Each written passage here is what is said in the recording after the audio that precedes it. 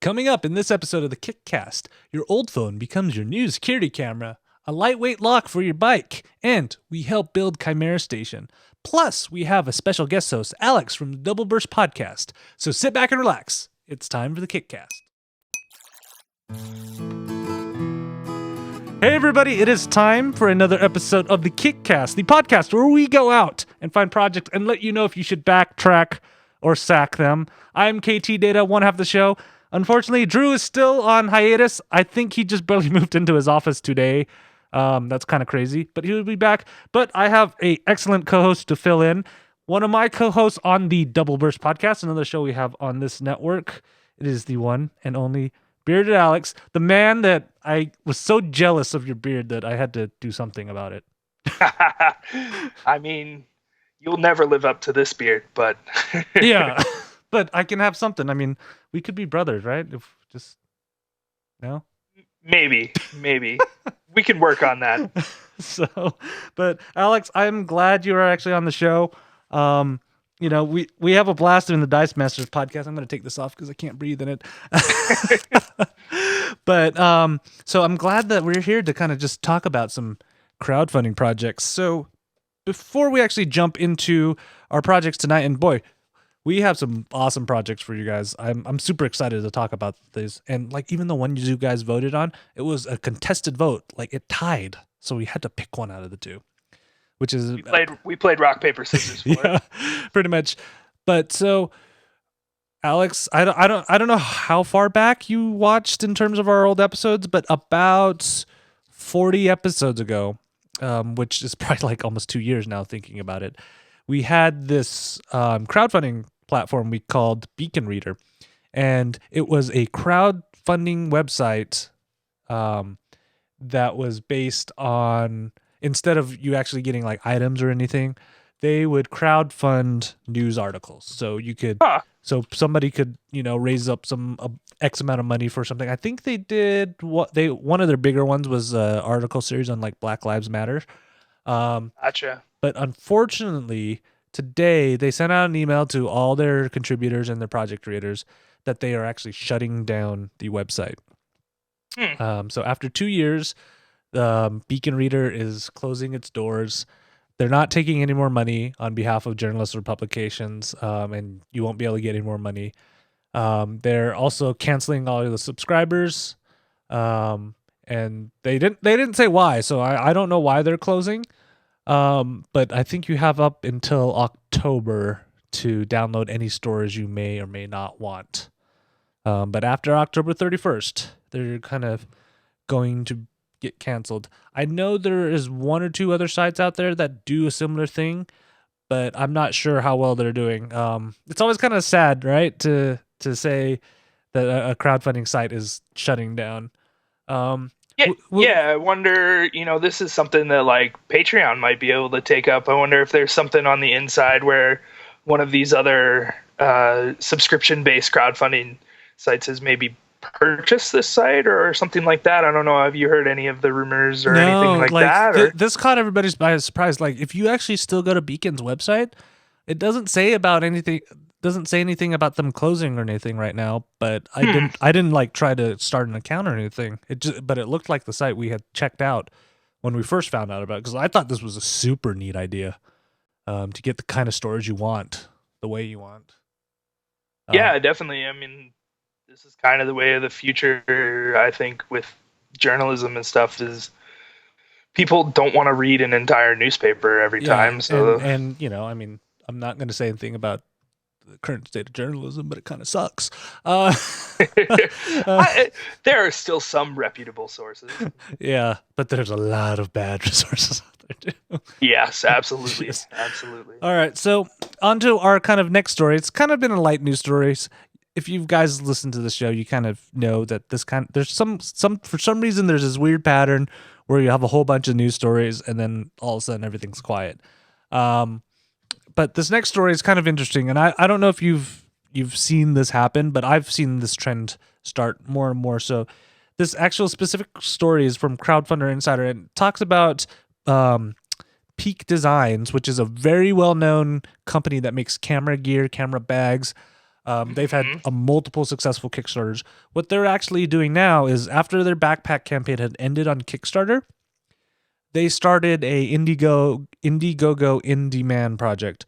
And most of the people are familiar, but if you're not familiar with Indiegogo In Demand, it's sort of like crowdfunding, except it's more of a pre-order system. So the project's already being made. You're probably going to have it delivered to you a little later than what the initial backers had, but they still can keep collecting money.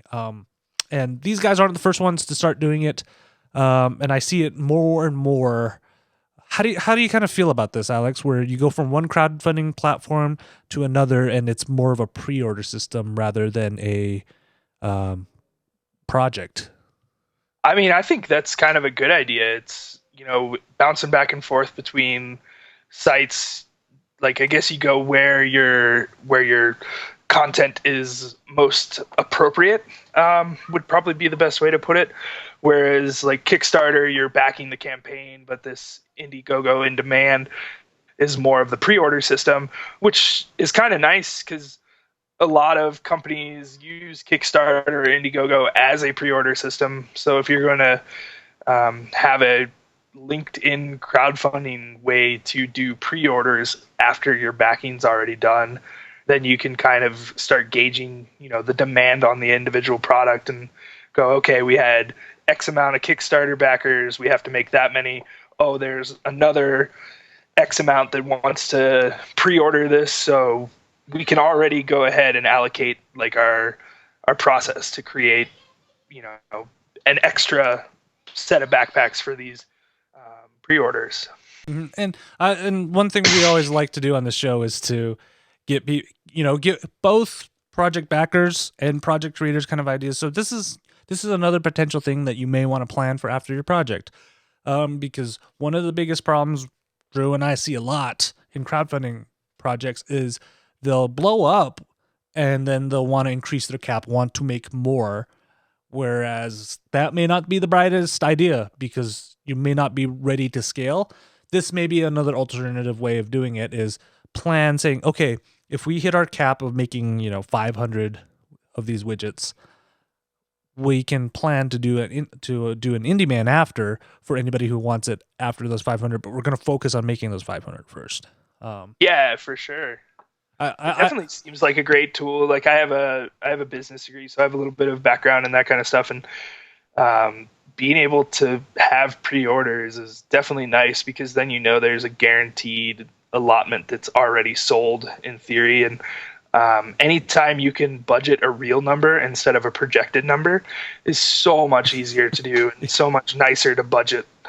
Yeah, and the funny thing is, the more I think about it, it's actually similar to what we suggest for people before they launch a project. Have a good, dedicated amount of people who are already going to back your project on day one. This is kind of like an extension of that, is have a bunch of people ready to buy it when you have it onto the markets on day one. For sure. Yeah, the more people you can get to give you money beforehand or commit to give you money beforehand, obviously the better off you are. Mm-hmm. All right, so those are our news stories. This is a little fun segment that sometimes is empty, so if you guys ever want to suggest anything, you can always email us, kickcast@ktdata.net, or put it on our Facebook page. But this is the Kick Shouts. So these are just quick shout-outs to projects that have sent us an email. We're not, we may not fit the show to feature, or they're just cool things that dedicating a whole segment to may or may not be the fit into the show. So our first one, I got this email from this company called the Officizer, and it is a device that while you sit, burn calories, improve focus and energy, reduce stress, and lessen back tension and leg swelling. It's one of those things. It's a little board thing that you put your feet on and you kind of move it around so it keeps you active while you're sitting at your desk. So you can check those guys out on Kickstarter. Search for Officizer, OFFICISER. And our next, it looks cool. Yeah, it's cool. Our next one, actually, Drew sent this, and we actually may get the project creator. I'm still trying to coordinate to get him on the show for an interview. It is called the Gold Claw Gold Pan, and it's a gold pan. So if you're panning for gold, except he has improved the design to make it far more easier and far more effective to go panning with gold with it. It's pretty cool. Make sure you guys check him out on Kickstarter. Also, it is Gold Claw Gold Pan. Now, if it just has a gold finder built into it, or if it's just made out of gold, maybe I'll just use that, right? Yeah, exactly. No, that looks fun. All right. So now finally we get into our different projects that we have tonight. So Alex, I got to ask you, you might be like me and you tend to collect a lot of smartphones, right? What do you do with your old smartphones? That is not me. I sell every one of them. Yeah. Well, what happens is usually I'll have it, I'll keep it around, and then the next latest or greatest comes along. And I literally have a drawer somewhere full of phone. Like I've kept every cell phone I've had ever since my first one. I don't know why. It's weird. Not all of us are made of that Asian money like you. It's not even Asian money. I mean, like my oldest one is like a pink, one of the slider phones from way back in the day. It's 100% like sentimental seeing just, that was my first cheap phone. I actually probably have a launch iPhone somewhere. My first phone was a one of those Nokia bricks. Yeah. Perfect. Indestructible. So the problem is sometimes you'll have a bunch of, especially these smartphones now that have cameras and everything, they sit in the drawer, but they're still useful. You might not be using them to make phone calls. And another thing, Alex, I know you have a home. Do you ever kind of wish you had a security system or something around there to keep an eye on things when you're away, especially you, because you travel a lot? Yeah, definitely. It'd be nice to know when my wife leaves the garage door open too. So yeah, yeah, I'd be interested. Yeah, the problem with camera systems are they tend to be pricey. Yeah. What I like about our first project, it is actually called the Presence 360. It is a smartphone security camera robot. So you're probably wondering how this works. So it's a little dock holder thingy that you can put your Android or iOS phone into, and there's an app you install onto the phone, and it will control the little dock thing, and it can pan and tilt in 360 degrees. So you can actually put it in the middle of the room, and it will search for it will mobilize around. And what's really cool about this is you can set up to 3 hotspot zones. So say you want it to focus on the door, have it focus on the door, and you can set the duration. Say, once you get to that location, hold the camera for like 30 seconds before you move on to other locations. I love this, where it keeps, and it can tilt up, tilt down. And I believe you can log in from your app from anywhere, and just, take a look what's on there. What's great about it is it's only $99 because you're providing the smartphone. And let's be honest, most smartphones in the past 5 years have excellent cameras. Oh yeah. I love this. It's a way to kind of recycle those smartphones that start building up, especially now you have those phone plans that every year you just can get a new phone. It's kind of crazy. Does this sound like something you'd use? I don't know if I would use it because, like I said, I don't have any of my old smartphones. But if I did keep them around, this is definitely one of the most cost-effective ways to have video surveillance at your house, especially as adaptable as this is. Like, you're not going to find that anywhere for $100. And if you've got an old phone lying around, I bet this would even work with like a iPod Touch probably. Yeah. Because all you need is a camera and Wi-Fi, and yeah, pretty much that's good. And if it's iOS, Android, you can even get like Android phones that are $100, $50 right now that are dirt cheap that still have the camera that works really well. Just pop that in. Yeah, definitely. Definitely. Yeah. And for $99, some people may say, hey, that's a little expensive, but go look at the camera systems out there. At $99, you're not going to get a 360-degree camera, of course. You may be able to get a stationary one. So what are you going to do? Just stick it in the corner and hope you can view everything? I really love those kind of like smart zones where you can say, focus on this a little bit longer instead of just having it rotate. And you're like, wait, did I just see that? Something? Yeah, for sure. Yeah, I really like this idea. And the recycling portion is also great. So is this a backtrack or sack for you? If I had extra phones in my house, it would be a back for sure. Yeah. I definitely think this is a cool idea. And for the people that really like security cameras, there's probably a lot of them that have a lot of old phones around. So Yeah. I think this is a track for sure. Yeah, because or a back. Yeah, I gotta admit to you, if you think about it, security camera footage, it's all like blurry and stuff. Your phone probably has a better camera than most of the security cameras too, so that's always a good thing. All right, so on to our second project. People may not know about you, Alex, is that you are actually a bike mechanic, the pedaling kind, right? Yeah, the pedaling kind. I don't know if you use the who knows, you might know how to fix the gasoline kind too, but oh, not at all. Not at all. But so this kind of the second project that we have on our show is something that is definitely in your wheelhouse on there. So let everybody know what it is. Yeah, for sure. So this next project is it's called the Auto Lock, the Go Anywhere and Cinch Lock for bikes and more. Man, the amount of times that I want to take a bike lock with me, but I don't want to carry a heavy lock. Like, it's every time. I don't want to carry a lock with me. I just don't, and I typically don't because they are too heavy. And bikes are expensive, and I swear people steal them left and right. Well, yeah. So I mean, you can buy a bike now for more than $10,000, and some of the wheels on bikes are pushing $3,000 just for the wheels. So having something like this, if you watch the video, it's actually really cool. One of my friends and someone I've worked with in the past, Jacob Rathy, endorses this product, and he's a professional cyclist for the Jelly Belly team. And he endorses this product, and you can see it fits in his pocket. He locks his bike up outside the grocery store. I know on the teams I've been on in the past, there's been plenty of times that guys are like, "Oh, hey, do you have a lock? I need to go to the grocery store." And it's just like, well, I don't have a lock. I wish I did, but yeah, it's a really cool lock. Lightweight. They say it's cut resistant. They have someone with the big old bolt cutters in there trying to cut it, and it barely puts a scratch on it. Like my best friend's dad is a fire investigator and police officer, and he always says locks are there to keep honest people honest. But I think this lock is going to make a unhonest person have a difficult time getting into that bike. Yeah, so it's a little bit different, right, from your conventional chain lock where you normally see it, right? It's more of a kind of an elastic strip band that you can wrap around a bar or something like that. Yeah, actually, can you throw up the pictures again and go down to the second picture down? The one with the green lock around the bike and then coiled up? Yeah. So it's super small. Yeah, that one.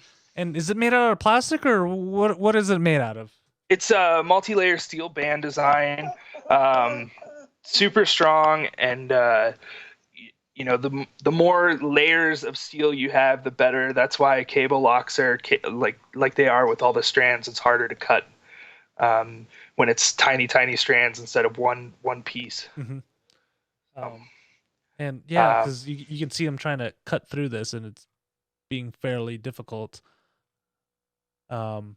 And it's super small too, because I mean, like, I swear I see people riding their bikes out. I'm like, how are you like carrying anything?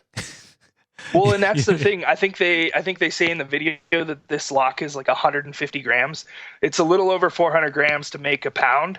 So if you're only carrying 150 grams, like all those weight weenies out there, they're going to love something like this. I would honestly carry 2 or 3 of these on my bike with me, and that way you can make sure your wheels are locked to your frame and that your frame's securely locked to whatever object you're locking to is.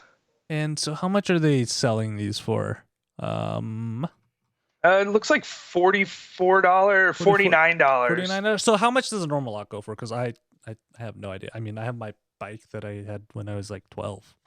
I mean, you can go to Walmart and get a $20 lock, but I mean, it's going to be pushing 5-10 pounds, and for a 150 gram lock that's going to keep your bike safe, fit in a small pocket, $49 is and probably more secure than that heavier lock that you're buying at Walmart, right? Oh, absolutely. Even the nice locks at the bike shops you get, they're pretty heavy, and they're going to be at least the same price, if not more. So I'm guessing this is a back for you. Absolutely. Like, I might back it as soon as we get off this show. Yeah.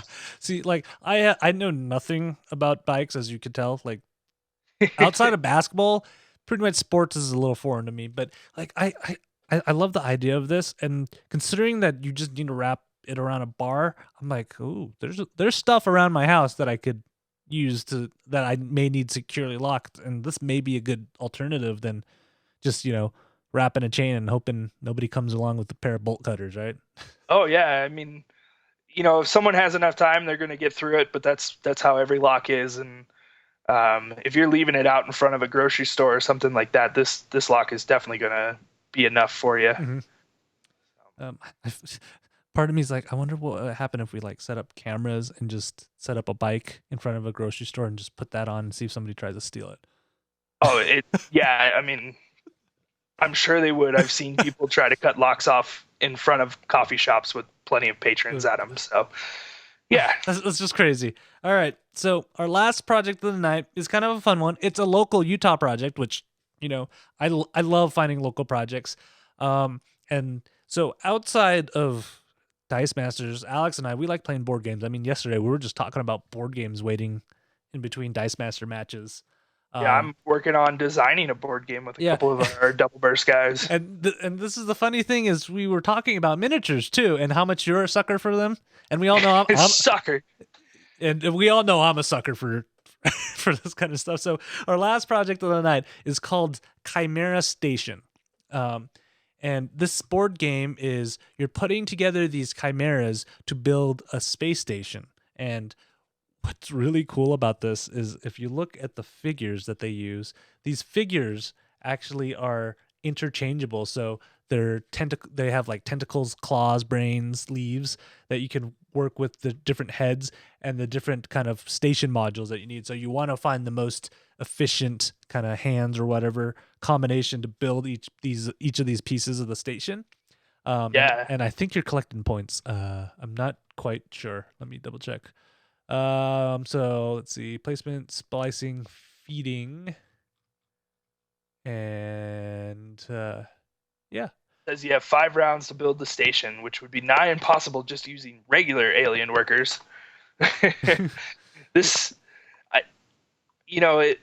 don't know how it plays, but man, it's I know everything about it has got me wanting to play it for sure. Yeah, it has all like the things that get me because it's like shiny metal coins. So in Dice Masters, we just got foil cards.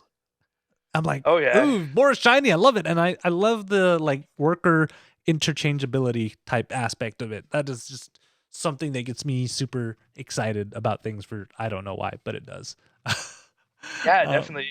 And it looks like one of those games that has a ton of replayability. Yes. Like every time you play it, you're going to end up with a different combination. Yeah, it's not one of those games where everybody knows if they get that one thing, they're going to win the whole thing, right? Yeah, I mean, it could be, but from looking at it, it definitely doesn't look like that's the case. It looks like it's going to change every time you play it. And yeah, this is a back for me. That's absolutely true. Yeah, this one is a back for me too. It's only what was it, $60? For the deluxe copy, or $45 for the base. But we all know I'll get the deluxe, of course.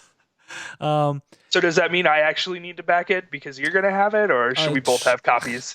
We might need both copies, man. What if we get 2 groups playing at the same time, or somehow we like merge them all together?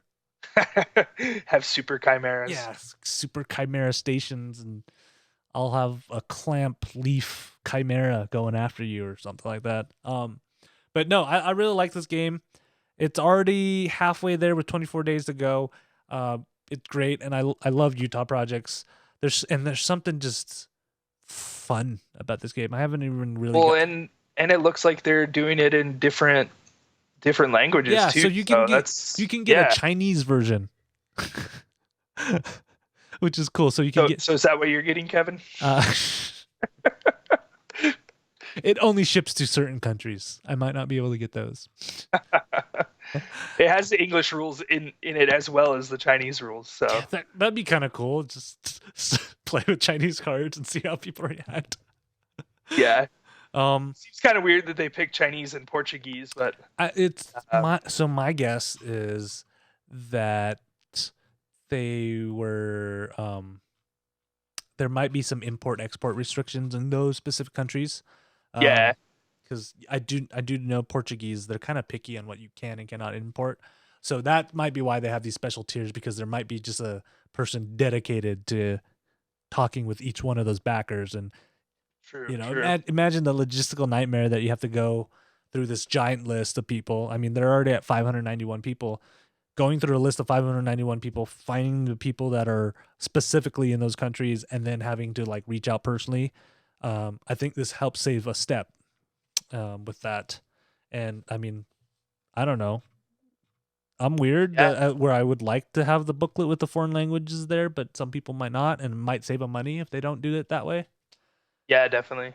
So, but yeah, this is a back. I'm probably gonna back this right after, and Alex and I probably one of these Fridays, because we get together Fridays to play board games. And it doesn't look like there's too much reading, so I might even be able to play it with my 6-year-old. Ooh, that's always nice.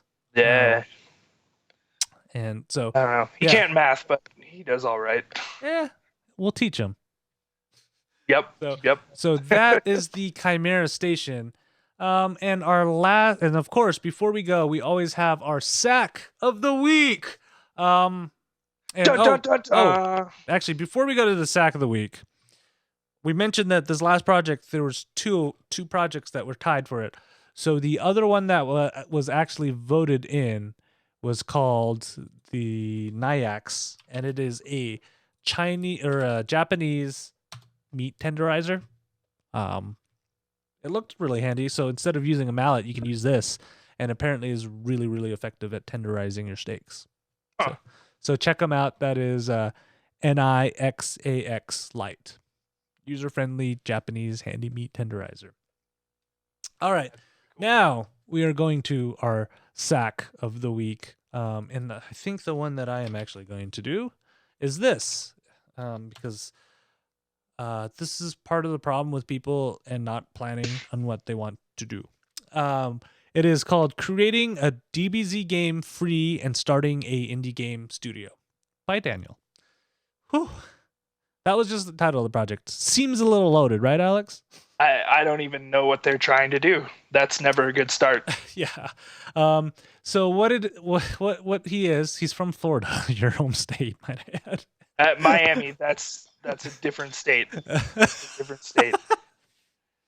I hear there's some good mountain biking. I hear the Cubanos in Miami are amazing. And don't even remind me of Cuban food. That's probably the biggest thing I miss from Florida. Like, did you watch Chef with one of those famous directors? Nope. But they actually go down to Miami and have Cubanos, and he opens up a Cubanos food truck. Man, I want it so bad. Yeah, that is what Utah's missing. We should start a Kickstarter for a Cuban restaurant. My friend here is 50% Cuban. He's whiter than white and ginger than ginger, so you would never know. But he is 50% Cuban, so maybe we could talk him into helping us out. We're gonna stick him next to the grill, and he just starts tanning for no apparent reason. But so I don't think I've ever seen him tan. So, and we grew up in Florida together. So what this is how it describes it. Hi guys, I'm a self-taught indie game dev working on creating a DBZ game or a Dragon Ball Z game for free on mobile and starting as a indie developer studio. So, okay. So he's an indie dev looking to start his own studio and make a Dragon Ball Z game. My problem with this is, first of all, Dragon Ball Z is copyrighted to the whatever the Japanese rights holder of Dragon Ball Z is. I think Kodensha or something like that, and Toriyama. Yeah. Nowhere in his project does he mention that he got permission from them. Exactly. That's ridiculous. A bad problem. This is false advertising at its finest. I'm going to make a game that I can't even promise because I don't have rights to it yet. And if I do make it without getting those rights, there's a high chance I'm going to get a cease and desist and my game's going to be shut down. Yeah, or it's going to be called, like, I don't know, Dinosaur Ball Q. Yeah. I don't know. That just, man. Yeah, and it was weird. I looked at the game. This is honestly all the Kickstarters that I've wanted to start in the past. Hey guys, give me money so I can pretend that I'm going to do something. Yeah. Yeah. And I've had to reel him back. I'm like, dude, man, you got to have a better plan than that, or they're just people aren't going to give you money. He wants $50,000. Yeah. Again, that's pretty low for a indie game studio, for an unproven indie developer that already admitted he has no formal training in making games, which that's fine. That's fine. People don't need formal training to do that. Yeah, that's fine. Yeah. But using a copywritten IP and you want $50,000. My other big problem with this is he doesn't tell you what he's going to use the $50,000 for. He says this is his family's place that he wants to convert to an indie studio, indie game dev studio. It's a restaurant. And it looks very stock photo-ish, which makes me a little worried. Well, look at the blueprint. It says kitchen and counter service area. What? Like, it's legit, right? At that point, this guy is either has no idea what he's doing, has no idea what direction he wants to go. Yeah, and the other thing is, like, you'll see lines like this because he obviously didn't proofread this before he posted up, which is a common theme when it comes to our sacks of the week. Lots of trial and error, but I've never stopped learning. I'm like, I fear that you're gonna put a variable in your game code that's gonna break it because you didn't keep track of everything. Yeah. Yeah. And Laser Norm mentioned it. Jon Favreau. If you've never watched Chef, Alex, go watch it. It's so good. It's all food porn. It is straight up food porn, but it's. Have you watched any of these videos of what his Dragon Ball Z game is? Yeah, so it's a Dragon Ball Z character jumping on zombies, which makes zero sense in the story canon. As I was a kid, yeah, that's right. I'm stereotypical. I was one of those kids that grew up watching Dragon Ball Z. Makes no sense why he's jumping on zombies. And it's not like an advanced game. It's not quite easy as Flappy Bird, but it's not your next BioShock or your, Call of Duty level programming that he's doing. So I listened to another podcast that talks about video games a lot, and they are out on a crusade to get the PlayStation Network to not sell as many crappy games as they have been. And this looks like it would go in that category of crappy game that shouldn't be sold. Well, this would go on the App Store. Exactly, and that's like their crusade. They even say like the App Store is the example of what not to do because there are too many there, and whew. Yeah. So like so for our sacks of the week, we try to get a lesson out of it. Do some market research. Proofread your project, please. Yeah. Did you see the picture of him working in the lab? Which looks like his room. Yeah, exactly. I could take a picture of my little office corner here in the living room, and if you didn't see the view from you want to screenshot this? Look at that. I'm working hard in my room. I should put this on a Kickstarter. Yours looks even better than his does.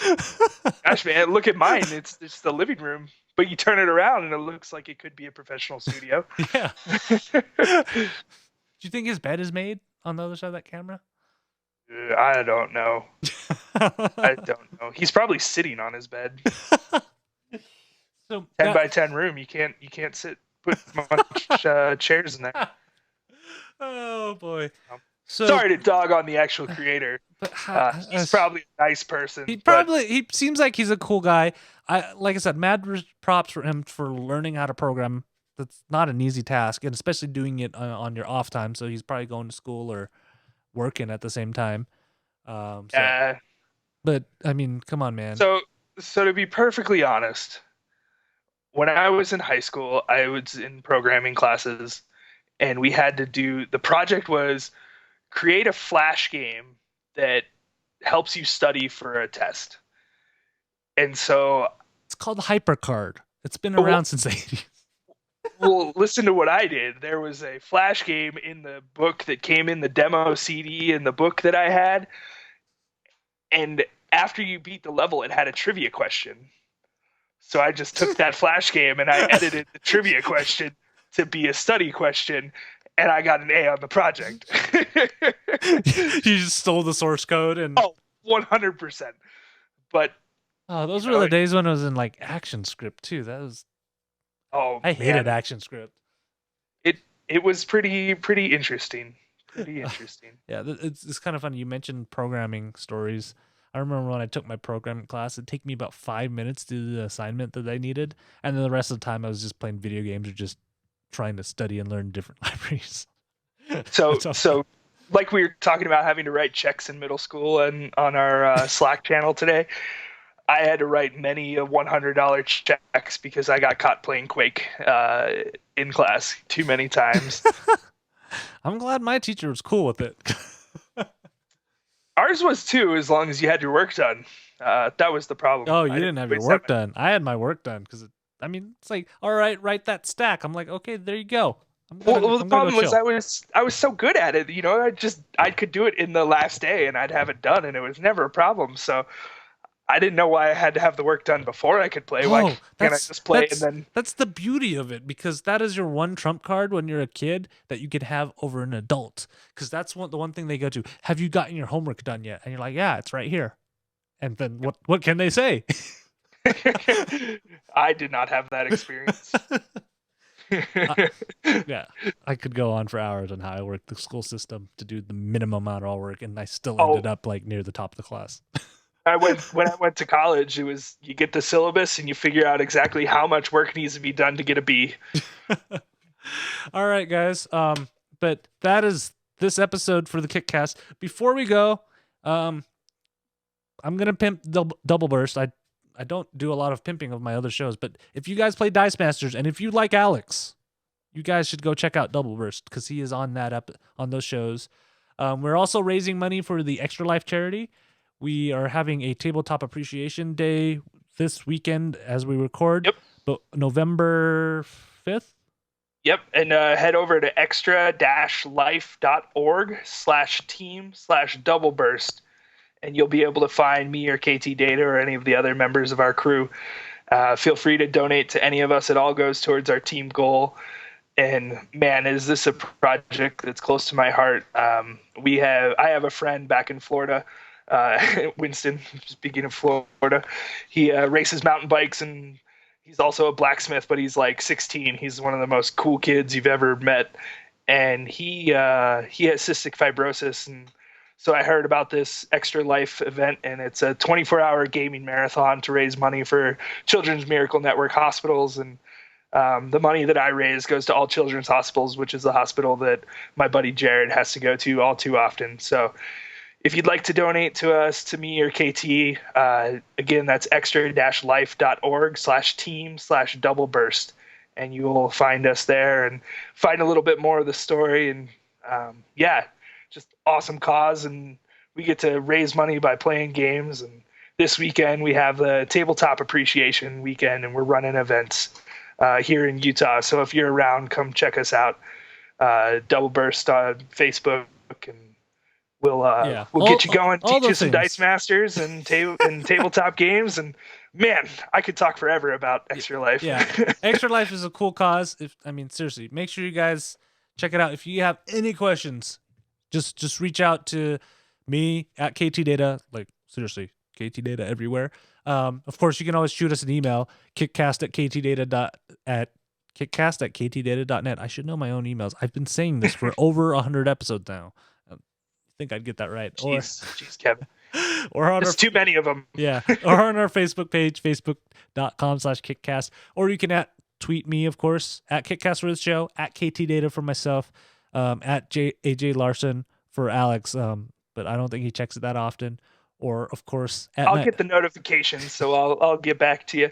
But yeah, thank you guys for having me on. I've really enjoyed this podcast, and I'd love to do it again. Yeah, it's a blast having you on. And it's a blast seeing you every week. Like, if you guys don't know, I see Alex probably more than I see my family. How many times have I seen you in the past 6 days? Oh, way too many. But did you see the chat? Look over at Laser Normies saying he's going to check dice at me. Oh yeah, I'll do it. It's okay. Do it. It's okay. I was doing that last night. I was so mad that I threw dice across the room, and it happened to be where Kevin was. Yeah, I just heard this thing whiz by my head. I'm like, what was that? And I see Alex over there. Stupid Gorilla Grodd. I'm like, oh, okay. Oh man. But yeah, make sure you guys check that out. Of course, Drew is coming back next episode, so we're all excited. Yay! Yay, Drew! I'm excited. Hopefully he's recovered from his craziness at the beginning of his semester. Alex, I will tell you what he had to do. It's nuts after the show. And of course, all you guys who watch live, I love all you guys. Put another hug on my tab. Free hugs. Alex, would you hugs? Would you give them hugs too if you ever met them in the real life in the meet space? My nickname in high school was the Hug Horse, so absolutely. So yeah, there you go. Now you can increase your variety of hugs from all of us. I've been told I'm one of the best huggers around. So move over, Kevin. It's my turn. I'm getting pushed out.